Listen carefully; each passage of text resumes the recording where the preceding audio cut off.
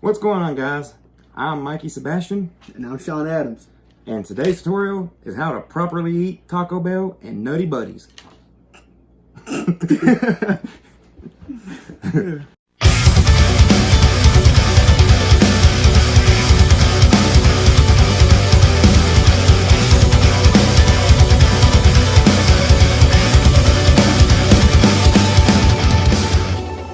Guys, thanks for joining me again. Today we're going to do something a little different.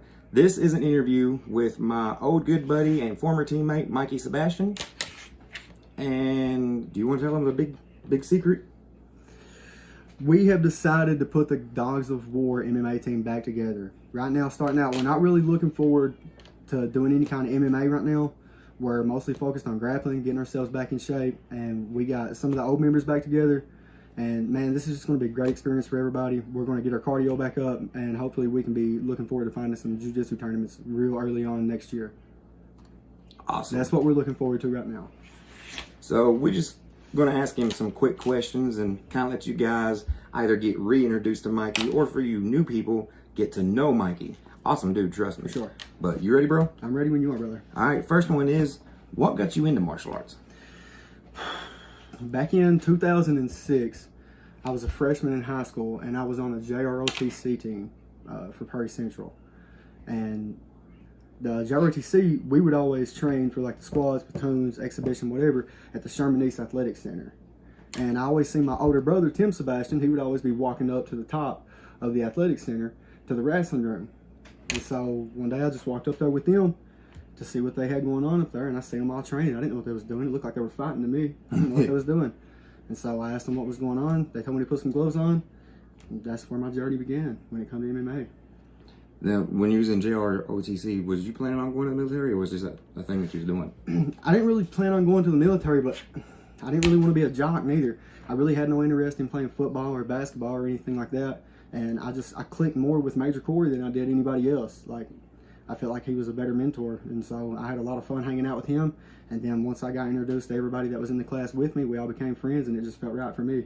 Right, so you just fell in love with training and fighting. Fell in love with training and fighting, man. My big brother was doing it. He was my experience. I mean, he was the reason why I wanted to, so. And he did join the military, but he's back now, right? Yeah, he's back now, yeah. So he was in the military for 6 years. He going to be joining us too? Let's hope so. Let's hope so. He's got a lot going on right now with him trying to sell insurance and everything, but he said that he was going to try and come to, a few classes, so let's hope we can get him back in there. He'd be great for the team for sure. Bastion boys back together. Yeah, all look out. Bash brothers. So with that said, you want to tell us a little bit about your fight experience and everything? I started training in 2006, and I had loads of grappling matches inside of the cage. Doug Day used to be the fight promoter for the fights, XFC at the Sherman East, not at Sherman East, I'm sorry, at the Armory. And at the time, I was too young to actually do a cage fight. So I just done a bunch of grappling. And I had 11 grappling matches. And I went 10-1. And the only person that I lost to was Keith Knoll. Shout out Keith Knoll doing his thing, out there with his own fight promotion now. He was the only person that I lost to. And then whenever it actually got time for me to fight, I just, for some reason, never really had no ambition to put the gloves on. I loved grappling. I loved jiu-jitsu. I loved the submission wrestling. And so I kind of went my own direction with that while everybody else was doing MMA. I kind of went my own way, for about the next 5 or 6 years, all the way up until 2012. And then 2012 is when I decided, okay, I want to put the gloves on and have my first cage fight. And that was when I had my first cage fight. And from the time of 2012 to 2016, I went on a 7-0 run. I'm undefeated in the cage, and between that time, I trained with so many different people. We trained with John Hilton, trained with Coach, my brother Tim, Lee, Travis Pennington. Travis, shout out Travis, man. He's one of the best dudes that I know. He's a beast too. Oh, he's a monster, man. Travis is a monster. He's one of the coolest dudes that I know. Super humble, and his all around experience with martial arts is just outstanding. The dude's got a rap sheet that is amazing. I still think the world of all these guys, man. And I guess I'm really wanting to see where we can go with the team and the name Dogs of War. I want to see a lot of people come back into the picture, and that's kind of what I'm looking forward to right now.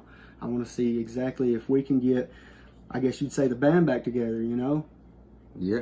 For real, dude. You mentioned, you know, like in jiu-jitsu mostly at first. For sure. I mean, bro, everybody's got their own thing. Like, I love kicks. For sure. Everybody says kicks are underrated. I will kick your damn head off. But before we continue, actually, let's take a look at some of Mikey's previous grappling matches and fights.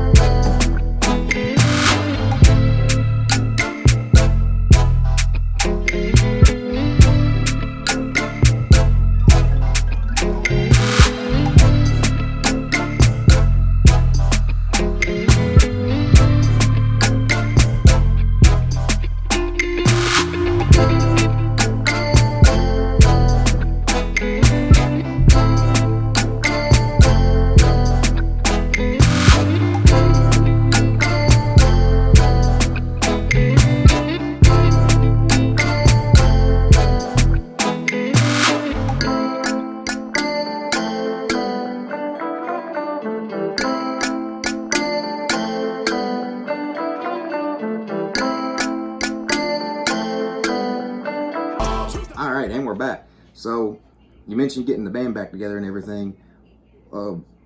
What actually made you initially wanted to get everybody back together? Like, what brought that on? I guess I took a step back and I started to realize that there was so many different teams being started in our community.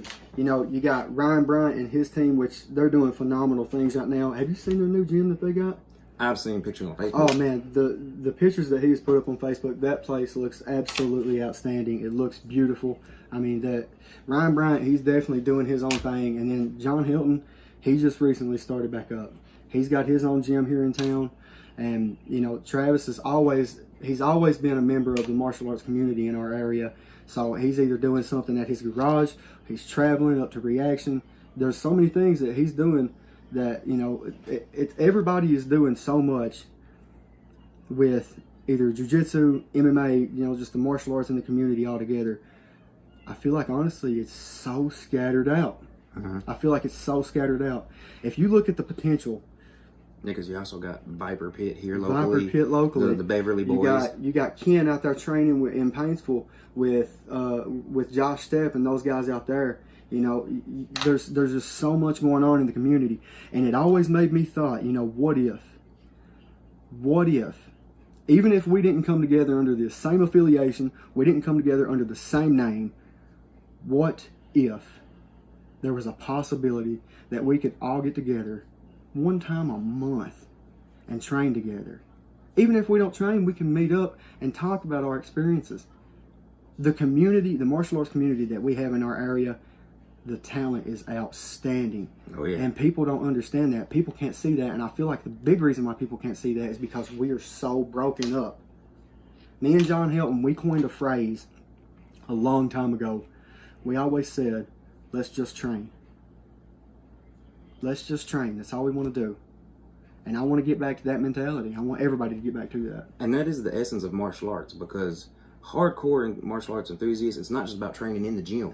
It's about training in life, period. Everything you do is some kind of training. That's what it should be. Yeah, whether it's how to fight or just how to be a person. For sure. You know, For sure. Yeah, and just a little bit of history for you guys. I like the idea of just everybody being able to get together, because in Okinawa, the birthplace of karate, you have several dojos and several masters over there, but there is a little bar, the dojo bar, and often all the masters, students, everybody, they meet there and just chit chat and have a good time. Even though I've heard numerous stories about that, and honestly, if I were to ever be able to travel anywhere, I would like to travel there just to kind of see what they have going on.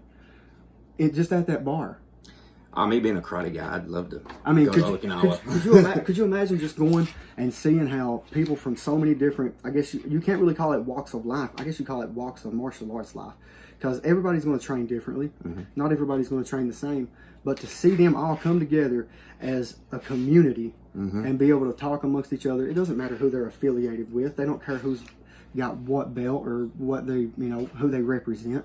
Those guys just love to train, man, and that's what I want. I want to have a place where everybody can just come and train. And unlike here in America, where you can find gyms and dojos with 20, 30, 40 students at a time, they've got like maybe 10, 15 at most in there. Sure. And again, several dojos, but they all meet up at that little bar every so often and just, you know, chill out and have fun. I mean, that just sounds like a good time to me. It does. I mean, honestly, it does. It just sounds like fun to me. So, with us on that topic, where would you like to see the team go in 5, 10, 15 years? To be honest with you, I'm not really looking at a 5-year plan with my team. I'm looking at everybody coming together and doing whatever they want to do. I'm not going to pressure anybody to fight. I'm not going to pressure anybody to do jiu-jitsu tournaments. I want people to come to the gym and have fun. That's all that I want. If you want to fight, I'll help you get there. If you want to do a tournament, I'll help you get there.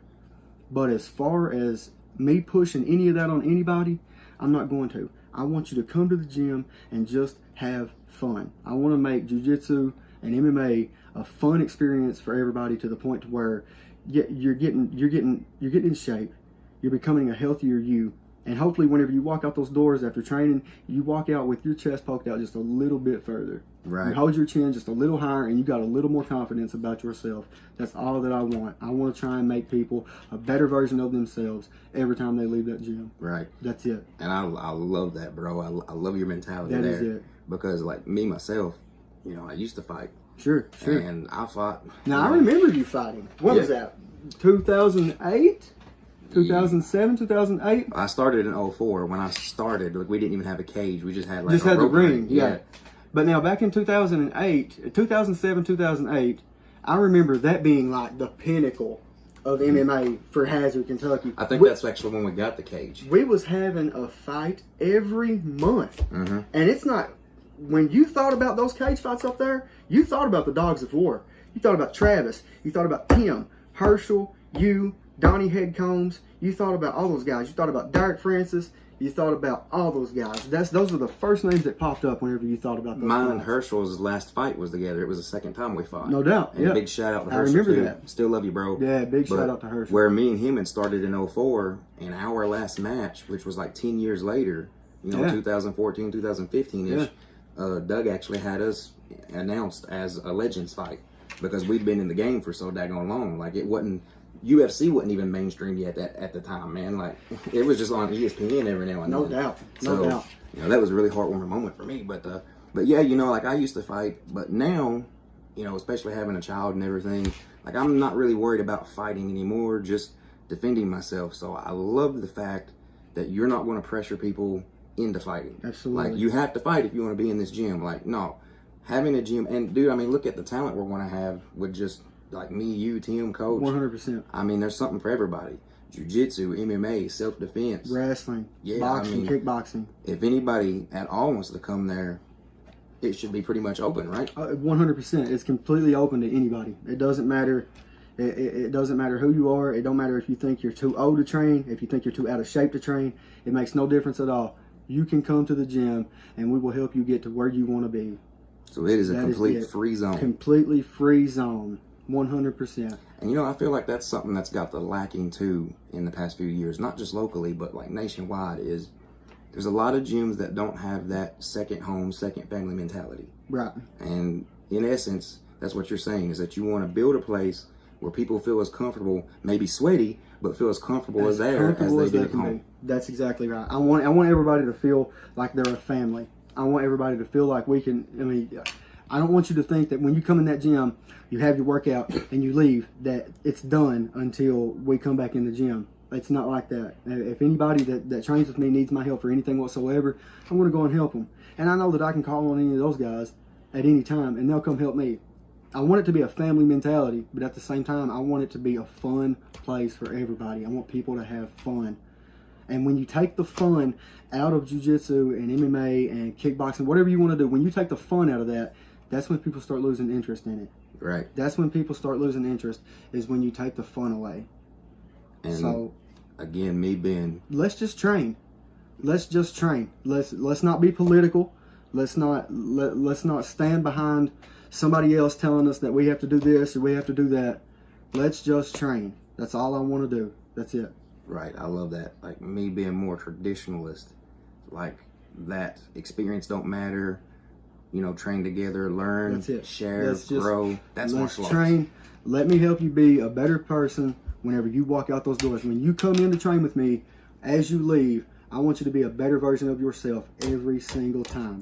Every single time.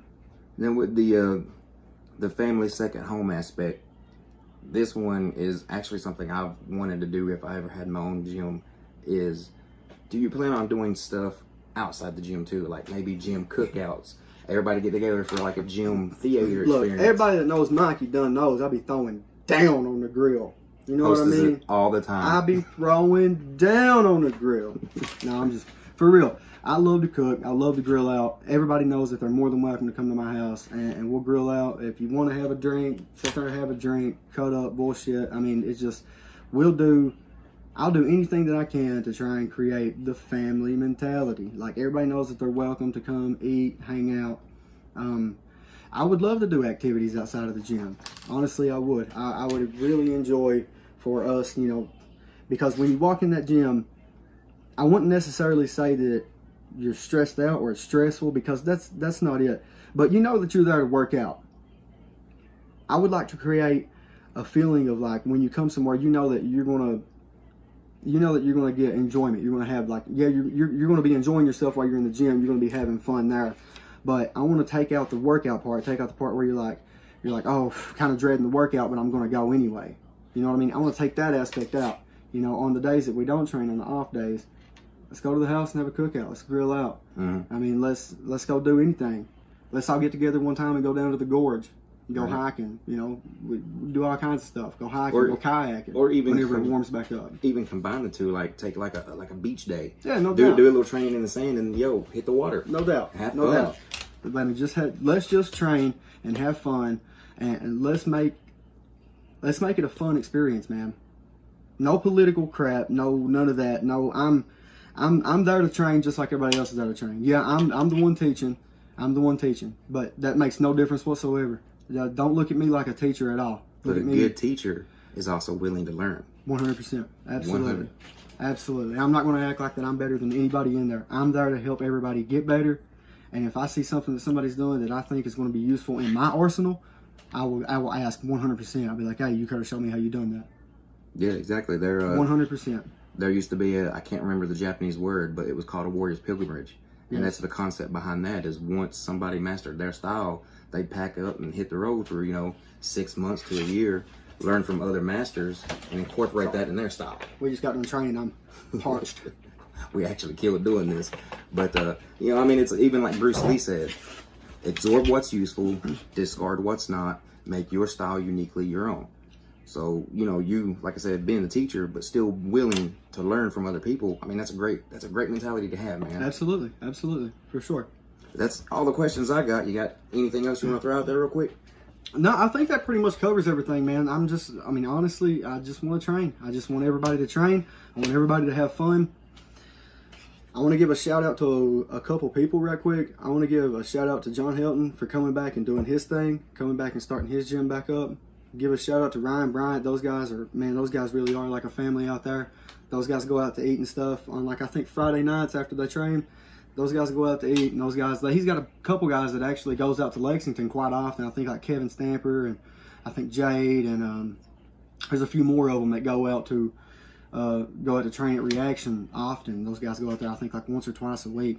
So those guys are always developing. Those guys are always doing their things, man. Shout out to them for always progressing. I want to give a shout out to Jacob Couch. Man, have you seen Jacob Couch lately? Have you watched a little bit of his story? I have not seen him since Viper Pit. Jacob Couch, he left from here. He went off, and he honestly he went to Georgetown, I want to say first, with Adam Gomez. And then now he's out there in Illinois training with those Daisy Fresh guys. They just released episode 1 and 2 of Daisy Fresh. It's free on Flow Grappling. I watched it. It's absolutely beautiful. The guys that he trains with, man, they live for jiu-jitsu. Like, I'm training because I want to be a better version of myself. He's training because he wants to be the best in the world. And that's a big difference between me and him. Mm-hmm. Jacob Couch, wait and see, 5 years from now, he'll be one of the biggest names in jiu-jitsu. I'm calling it right now. 5 years from now, Jacob Couch will be one of the biggest names. I've never got the pleasure of training with Adam Gomez. Adam Gomez is a mastermind. I've heard a lot of people say good stuff about him. Adam Gomez is a mastermind. The dude's a genius. He's got some absolute killers on his team. He's got some monsters, dude. Those guys out there, they train hard and they don't play no games. They're good. They be winning tournaments all the time. Those guys are outstanding, but the Daisy Fresh guys, those guys are some animals, man. And Jacob's a beast, dude. Watching that kid's journey, it's fun for me, dude. Watching that kid live his dream. The guy is not, he didn't go work a 9-to-5 job, you know what I mean? Mm-hmm. If I'm not mistaken, he sleeps in the gym. Wakes up and starts working. There was a fellow who did that. Sam was talking about him, I think, the other day, back when we used to train together the first time. Jungle Jim. Yeah, Jungle Jim. Jungle Jim used to live at the gym. Yeah. Jungle Jim would keep that place spotless too, dude. Mm-hmm. Shout out Jungle Jim for being the man, dude. The dude kept that place spotless. You could eat off that mat, and he kept it so clean. You could, dude. It was awesome. Yeah. Shout out Shaun right now for the Fatal Fury hat. Come on, don't act like you guys didn't catch the Fatal Fury hat. You guys have seen it every video. Yeah, I think come it's glued on. to my head. I think this is the first time that I've seen it, man. It's beautiful. Do I have hair? Look at that. Come on. Got some luscious locks. Oh, thank you, bro. Thank you. But yeah, I've done tutorials, reaction videos, little rants, I guess you could say, on here. But be keeping an eye out for my dude too, because when we're working together, I'm gonna be having him up on my channel some more. Probably some other gym members, and tons of updates. As we grow, you guys are going to witness it with us out there. So keep your eyes out for that. Absolutely. Stay tuned for a journey, man. We're going to do it. You know what I mean? Yeah, we done with this? Let's go, my bro. So like, subscribe, or we're going to come MMA you in the face.